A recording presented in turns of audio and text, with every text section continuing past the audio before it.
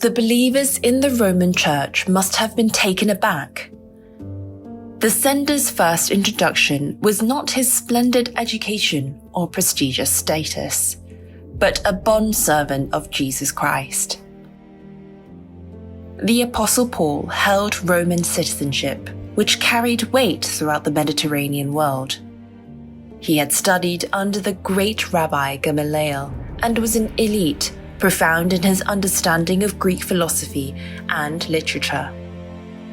Above all, he was personally called by the risen Jesus as an apostle. Of the only 13 apostles who ever walked the earth, he was one.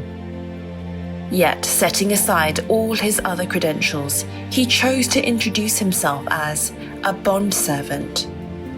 This alone was enough to stir the reader's curiosity. Who is this man? Today, for us, the expression of the servant of God brings to mind a sense of special authority. In the Old Testament, great figures such as Abraham, Moses, David, and Isaiah were all called the servant of God, and it was considered a most glorious title. Yet in the first century Greco-Roman world, the word servant carried a very different meaning. It meant slave. A slave was not regarded as a person, but as the property of the master, without any legal rights.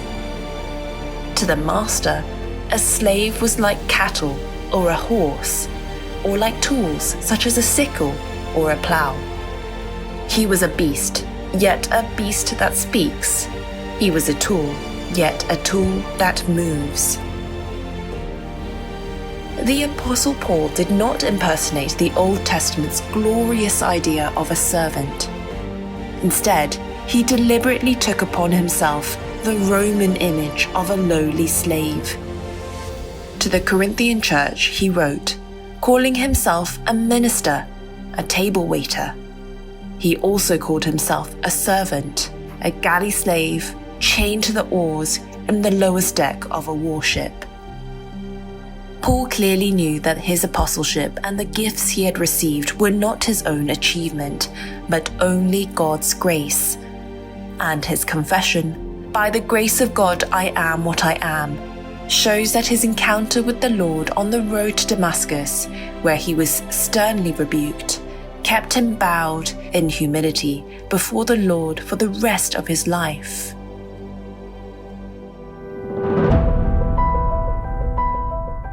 Paul's becoming of a servant reflects ordinance found in the Old Testament.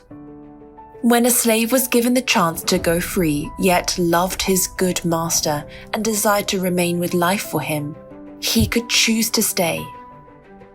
In such cases, the slave would have had his ear pierced with an awl before the judges, as a pledge of lifelong subjection to his master.